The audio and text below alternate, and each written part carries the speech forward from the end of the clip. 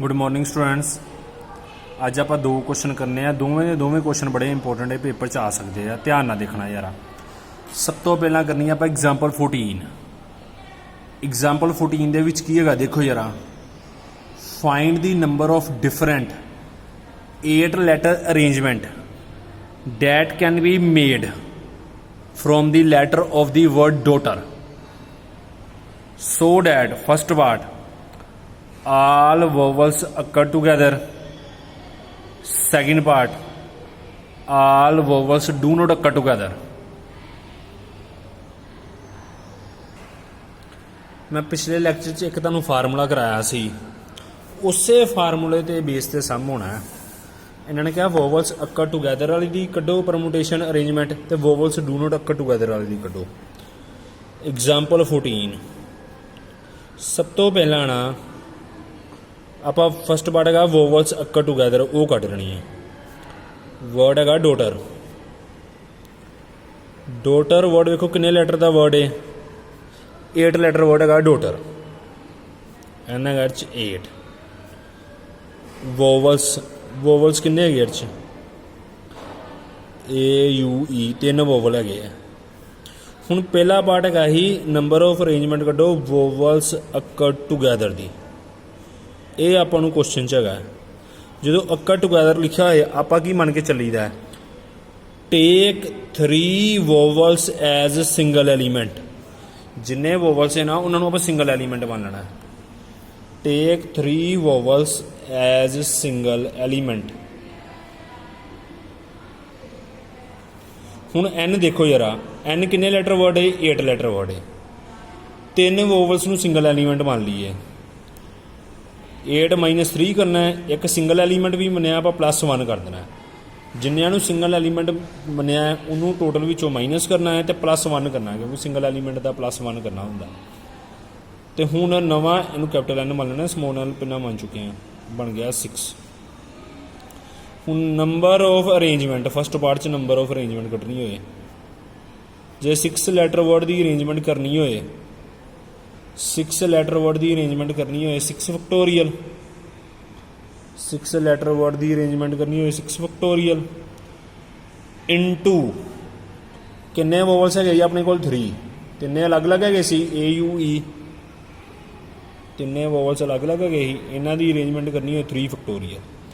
हुण 6 letter word की arrangement 6 factorial हो गई, पर जो 3 लैटर है उन्होंने आपस भी तो अरेंज होना है। वो 3 आपस से अरेंज हो सकते हैं ना, उन्होंने अरेंजमेंट है 3 फैक्टोरियल। 6 फैक्टोरियल का मतलब होंगे 720, यदा मतलब होंगे 6। तो जो मल्टीप्लाई करा आंसर आएगा 4320। जो मल्टीप्लाई करा आंसर आएगा 4320। सैकेंड पार्ट देखो यार, सैकेंड पार्ट च की है देखो ध्यान ना। उन्होंने कहा vowels do not occur together दी करो। Vowels do not occur together दी करो, डू नॉट अक्कर टुगैदर दी करो। यह किद्दां करना है, एक अपने को फार्मूला होंदा है टोटल अरेंजमेंट्स। एक फार्मूला मैं पिछले लेक्चर कराया, things occur together plus things do not occur together. ये टोटल अरेंजमेंट बनावेंगे, total arrangement is equal to vowels occur together plus vowels do not occur together, do not occur together, vowels do not occur together. ये अपने को formula total arrangement is equal to vowels occur together plus vowels do not occur together. हम total arrangement तो 8 letter word है daughter. Daughter word है 8 letter. इधर पा देंगे आप 8 फैक्टोरियल।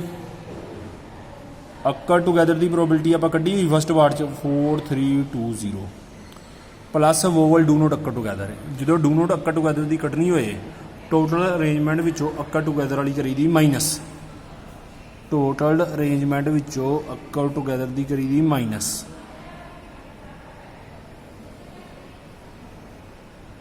8 फैक्टोरियल का मतलब है 40320।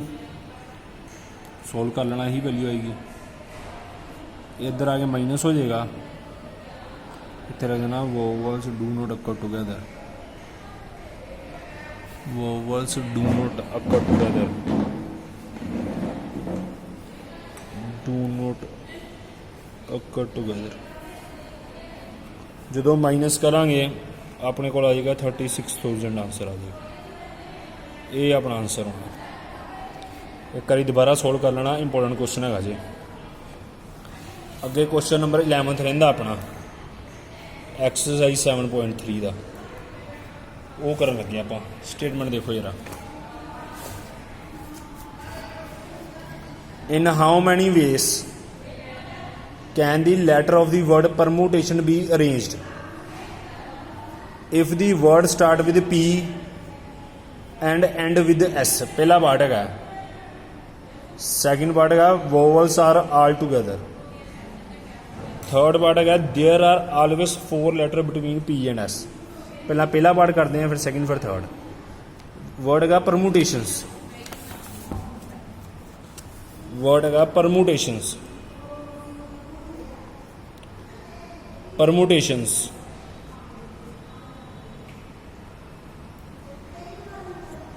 किन्ने लैटर का वर्ड है देखो जरा,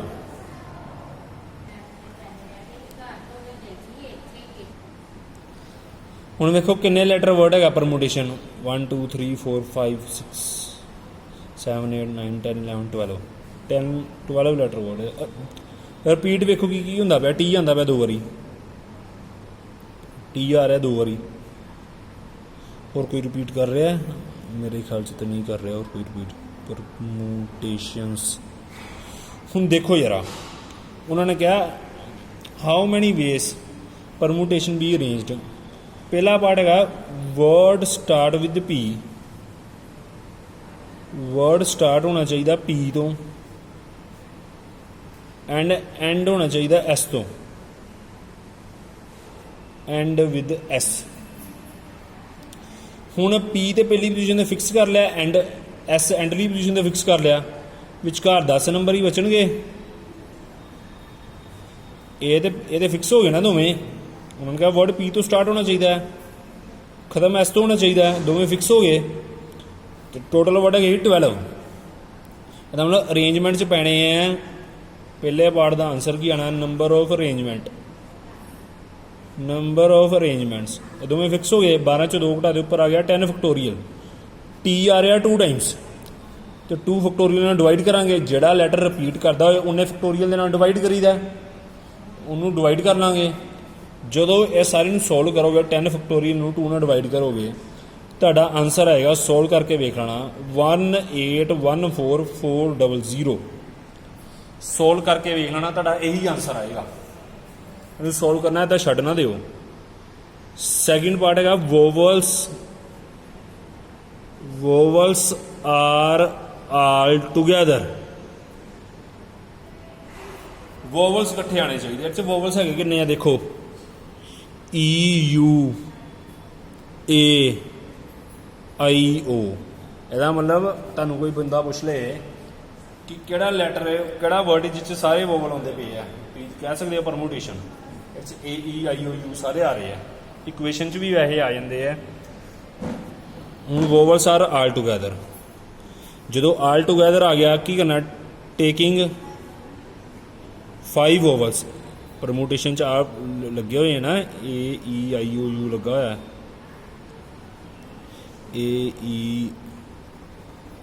दोबारा लिख लेने AEIOU। परमुटेशन च सारे लगे हुए हैं। Taking 5 vowels as single element. 5 vowel नूं आपां सिंगल एलीमेंट मान लेना। 5 वोवल्स नूं आपां सिंगल एलीमेंट मान लेना। हुण टोटल लैटर है 12। जिन्होंने सिंगल एलीमेंट मनिया है 12 विचों माइनस करांगे। जिन्होंने सिंगल एलीमेंट मनिया 12 विचों माइनस करांगे। सिंगल एलीमेंट का +1 करना पैंदा है, सिंगल एलीमेंट का +1 करना पैंदा है। इधर आ जाएगा 8। Number of arrangements, number of arrangement आ जाएगा ऊपर होना 8 फैक्टोरियल, ऊपर होना 8 फैक्टोरियल। ਥੱਲੇ ਕੀ ਹੋਣਾ ਟੀ ਦੋ ਵਾਰ ਆ ਰਿਹਾ 2 ਫੈਕਟੋਰੀਅਲ। ਹੁਣ 5 ਓਵਲਸ ਨੂੰ ਸਿੰਗਲ ਐਲੀਮੈਂਟ ਬਣਿਆ, ਉਹ ਵੀ ਤਾਂ ਆਪਸ 'ਚ ਅਰੇਂਜ ਹੋਣੇ ਆ। ਫੈਕਟੋਰੀਅਲ ਦਾ ਸਾਈਨ ਇੱਦਾਂ ਵੀ ਹੁੰਦਾ, ਇੱਦਾਂ ਵੀ ਹੁੰਦਾ, ਜਿਹੜਾ ਮਰਜ਼ੀ ਪਾ ਸਕਦੇ ਹੋ ਤੁਸੀਂ। ਕਈ ਦੀ ਹੋ ਸਕਦਾ ਮੈਂ ਇੱਦਾਂ ਪਾਉਂਦਾ, ਕਈ ਵਾਰੀ ਇੱਦਾਂ ਪਾਉਂਦਾ, ਇੱਕ ਹੀ ਗੱਲ ਹੈ।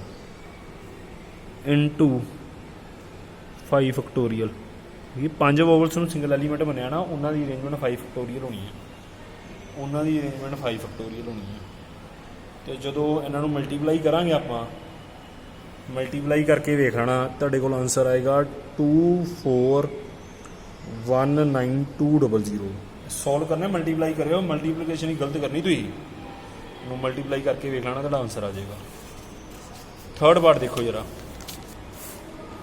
ਥਰਡ ਪਾਰਟ 'ਚ ਕੀ ਹੈਗਾ, ਧਿਆਨ ਨਾਲ ਵੇਖਣਾ। Third part, there are always 4 letters between P and S. There are always 4 letters between P and S. P ਤੇ S ਦੇ ਵਿਚਕਾਰ ਲੈਟਰ ਹੋਣੇ ਚਾਹੀਦੇ 4। ਹੁਣ ਪਹਿਲਾਂ 12 ਡੈਸ਼ ਬਣਾ ਲਓ।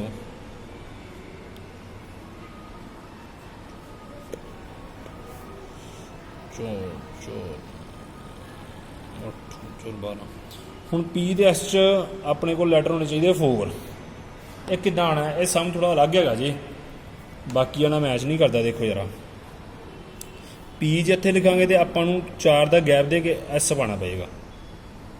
ਉਹਨਾਂ ਨੇ ਕਹਿਣਾ there R always 4 letter between P and S। ਜੇ P ਇੱਥੇ ਪਾਤਾ, ਆਪਾਂ ਨੂੰ 4 ਨੰਬਰਾਂ ਦਾ ਗੈਪ ਰੱਖਣਾ ਪੈਣਾ, S ਇੱਥੇ ਪਾਉਣਾ ਪੈਣਾ। ਹੋ ਸਕਦਾ P ਆਪਾਂ ਇੱਥੇ ਪਾ ਦਈਏ, ਜੇ P ਇੱਥੇ ਪਾਤਾ ਫਿਰ S ਇੱਥੇ ਪਾਉਣਾ ਪੈਣਾ ਆਪਾਂ ਨੂੰ। ਇੱਥੇ ਵੀ 4 ਦਾ ਗੈਪ ਹੈਗਾ, ਗੈਪ ਆਪਾਂ 4 ਦਾ ਹੀ ਰੱਖਣਾ ਹੈ। ਜੇ ਮੈਂ P ਇੱਥੇ ਪਾਤਾ ਫਿਰ S ਇੱਥੇ ਪਾਉਣਾ ਪੈਣਾ, ਤਾਂ ਵੀ ਲੈਟਰ 4 ਦਾ ਗੈਪ ਹੈਗਾ। ਜੇ ਮੈਂ P ਇੱਥੇ ਪਾਤਾ, ਅੱਗੇ S ਪਾਉਣਾ ਪੈਣਾ, 4 ਲੈਟਰ ਦਾ ਗੈਪ ਤਾਂ ਰੱਖਣਾ ਹੀ ਪੈਣਾ। ਅੱਗੇ ਜੇ P ਇੱਥੇ ਪਾਤਾ, ਅੱਗੇ S ਪਾਉਣਾ ਪੈਣਾ, 4 ਲੈਟਰ ਦਾ ਗੈਪ ਰੱਖਣਾ ਪੈਣਾ। ਹੋ ਸਕਦਾ P ਇੱਥੇ ਆ ਜਾਏ ਆਪਣਾ, ਫਿਰ S ਅੱਗੇ ਆ ਜਾਏਗਾ। ਜੇ P ਇੱਥੇ ਆ ਜਾਏਗਾ ਤੇ S ਇੱਥੇ ਆ ਜਾਏਗਾ। ਮਤਲਬ ਇੱਦਾਂ 4 ਲੈਟਰ ਦਾ ਗੈਪ ਪੈਣਾ। ਔਖਾ ਜਿਹਾ ਲੱਗੇਗਾ ਤੁਹਾਨੂੰ। P ਵੇਖੋ ਕਿੰਨੀ ਵਾਰੀ ਆ ਰਿਹਾ, 5 ਇੱਧਰੋਂ 2 ਇੱਧਰੋਂ। ਮਤਲਬ P ਕਿੰਨੀਆਂ ਜਗ੍ਹਾ 'ਤੇ ਆ ਰਿਹਾ, 7 ਜਗ੍ਹਾ 'ਤੇ, ਤੇ S ਵੀ ਤੇ 7 ਜਗ੍ਹਾ 'ਤੇ ਆ ਰਿਹਾ। ਹੁਣ ਸਮ ਕਰਨਾ ਕਿੱਦਾਂ, ਇਹਦੀ ਨੰਬਰ ਆਫ ਅਰੇਂਜਮੈਂਟ ਕੱਢਣੀ ਕਿੱਦਾਂ। ਇੰਪੋਰਟੈਂਟ ਸਮ ਇਸੇ ਕਰਕੇ ਹੈਗਾ ਕਿ ਇਕਲੌਤੇ ਸਮ 'ਚ ਇੱਦਾਂ ਹੋ ਰਿਹਾ, ਹੋਰ ਕਿਸੇ ਸਮ 'ਚ ਇੱਦਾਂ ਨਹੀਂ ਹੋਣਾ। ਹੁਣ P ਤੇ S 'ਚ P 7 ਜਗ੍ਹਾ ਘੇਰ ਰਿਹਾ, P ਜਗ੍ਹਾ ਘੇਰ ਰਿਹਾ 7, ਤੇ S ਵੀ 7 ਘੇਰ ਰਿਹਾ। ਜੇ ਇੰਟਰਚੇਂਜ ਕਰ ਲਾਂਗੇ 7 + 7 ਹੋ ਜਾਏਗਾ। ਦੇਖੋ ਯਾਰ, ਉਹਨਾਂ ਨੇ ਕਿਹਾ P ਤੇ S 'ਚ 4 ਲੈਟਰ ਦਾ ਗੈਪ ਰਹਿਣਾ ਚਾਹੀਦਾ। P 7 ਜਗ੍ਹਾ ਘੇਰ ਰਿਹਾ, P ਤੇ S 'ਚ ਜਦੋਂ 4 ਨੰਬਰਾਂ ਦਾ ਗੈਪ ਰੱਖਦੇ ਫਿਰ 7 ਕੇਸ ਆ ਰਹੇ ਆ। ਜੇ S ਤੇ P ਇੰਟਰਚੇਂਜ ਕਰ ਲਾਂਗੇ, ਇੱਧਰ S ਲਾ ਦਾਂਗੇ ਤੇ ਇੱਧਰ P ਲਾ ਦਾਂਗੇ, 7 ਕੇਸ ਹੋਰ ਆ ਜਾਣੇ ਆ। ਇਹਦਾ ਮਤਲਬ ਟੋਟਲ ਕੇਸ ਆ ਜਾਣੇ 14। ਇੱਧਰੋਂ ਟੋਟਲ ਕੇਸ ਆ ਜਾਣੇ 14। ਟੋਟਲ ਅਰੇਂਜਮੈਂਟ 'ਚ 14 ਪੈਣਾ ਹੈ। ਇਨਟੂ ਹੁਣ P ਤੇ S 'ਚ 4 ਦਾ ਗੈਪ ਰੱਖਣਾ ਹੈ। ਇਹਦਾ ਮਤਲਬ P ਤੇ S ਆਪਾਂ ਨੂੰ ਫਿਕਸ ਰੱਖਣੇ ਪੈਣੇ ਆ ਨਾ। ਇਹਦਾ ਮਤਲਬ P ਤੇ S ਅਰੇਂਜਮੈਂਟ 'ਚ ਨਹੀਂ ਪਾਣੇ, ਬਾਕੀ 10 ਨੰਬਰ ਅਰੇਂਜਮੈਂਟ 'ਚ ਪੈਣੇ ਆ। P ਦੇ S ਇਹ ਅਰੇਂਜਮੈਂਟ 'ਚ ਨਹੀਂ ਪੈਣੇ, ਬਾਕੀ 10 ਨੰਬਰ ਅਰੇਂਜਮੈਂਟ 'ਚ ਪਾਣੇ ਆ। Into 2 factorial upon 2 factorial. T 2 ਵਾਰੀ ਆ ਰਿਹਾ ਨਾ, ਇਸ ਕਰਕੇ 2 ਫੈਕਟੋਰੀਅਲ ਨਾਲ ਤਾਂ ਡਿਵਾਈਡ ਤੇ ਕਰਨਾ ਹੀ ਹੈ। 2 ਫੈਕਟੋਰੀਅਲ ਨਾਲ ਡਿਵਾਈਡ ਤੇ ਕਰਨਾ ਹੀ ਹੈ। ਜਦੋਂ ਇਹਨੂੰ ਸੋਲਵ ਕਰੋਗੇ, ਤੁਹਾਡਾ ਆਨਸਰ ਆਏਗਾ 25401,600। ਸੋਲਵ ਕਰਕੇ ਵੇਖ ਲੈਣਾ। ਕੋਈ ਵੀ ਦਿੱਕਤ ਹੋਏ ਤਾਂ ਪੁੱਛ ਲਿਓ, ਮਤਲਬ ਕੋਈ ਘਬਰਾਉਣ ਵਾਲੀ ਗੱਲ ਨਹੀਂ। ਕੋਈ ਵੀ ਦਿੱਕਤ ਆਏ ਤਾਂ ਪੁੱਛ ਲੈਣਾ, ਇਹ ਬੜੇ ਆਰਾਮ ਨਾਲ ਆਨਸਰ ਆ ਜਾਣਾ ਤੁਹਾਡਾ। ਹੁਣ ਤੁਹਾਡਾ ਹੋਮਵਰਕ ਕੀ ਹੈਗਾ, ਜਿਹੜੇ ਤੋਂ ਕੁਐਸਚਨ ਕਰਾਏ ਪਹਿਲਾਂ ਉਹ ਤੁਸੀਂ ਕਰਨੇ ਰਿਪੀਟ। ਅਲੱਗ ਇੰਪੋਰਟੈਂਟ ਕੁਐਸਚਨ ਹੈਗੇ ਅੱਜ ਵਾਲੇ ਦੋਵੇਂ, ਪਲੱਸ ਇੱਕ ਐਗਜ਼ਾਮਪਲ ਕਰ ਲਿਓ 16। ਐਗਜ਼ਾਮਪਲ ਕਰ ਲਿਓ 16। Thank you students.